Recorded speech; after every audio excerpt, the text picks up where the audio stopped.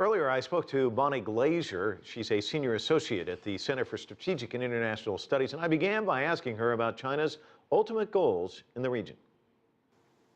Well, I think that China is, first of all, focusing on its internal situation, wants to have internal stability and create an external environment that is going to be favorable for implementation of economic reforms. China doesn't want to be challenged by its neighbors or the United States. There are concerns that Beijing has about the U.S. rebalance to Asia, about some of the tensions between China and its neighbors, which the Chinese see as partially being provoked by the United States. They see the United States behind Japan and the Philippines, for example. But China is also being more assertive towards its neighbors. So there is a dynamic underway. And I think the Chinese are feeling like they are being surrounded by the United States and by other countries. They sometimes call it strategic encirclement or containment. But their goals are certainly to focus mostly on their economic environment at home, to preserve political stability. Over time, I think that China would like to weaken U.S. influence on its periphery. China would like to divide the United States from its allies, for example. China's never been very comfortable with what it calls Cold War alliances. So China would like to handle relationships and problems with its neighbors by itself. So it wants to have a new type of major power relationship with the United States, but that part of that new type of major power relationship is to have Washington respect China's core interests.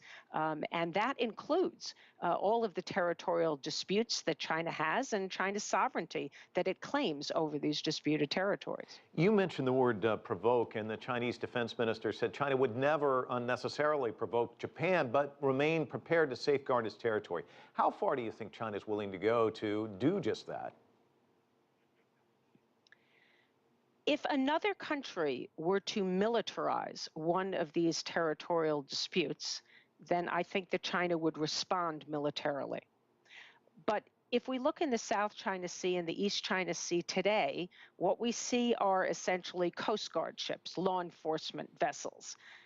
These disputes are not being militarized. And I think that China has an interest in preventing the introduction of military forces into the equation.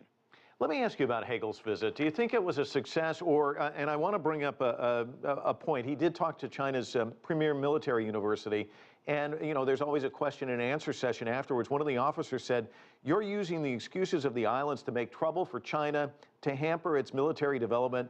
That is what we worry about." So do you think he helped kind of take care of some of those fears, or did he enhance them more? Did he stir up more controversy, do you think?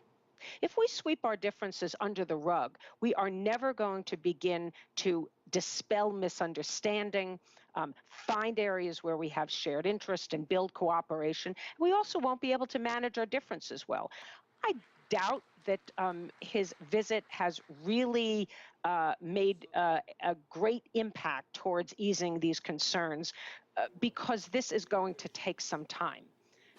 There's going to be a period, I believe, of years of adjustment to China's rise, China's adjustment to its neighbors, and understanding that the U.S. presence in the region is really not aimed at damaging Chinese interests, but is really aimed at preserving peace and stability. But one visit, not going to make much of a difference in my view. But in terms of building the overall bilateral military relationship, paving the way for more exercises, more dialogue, in that sense, I think it's very positive. Keeping the conversation going. Bonnie Glaser, thanks so much. Thank you.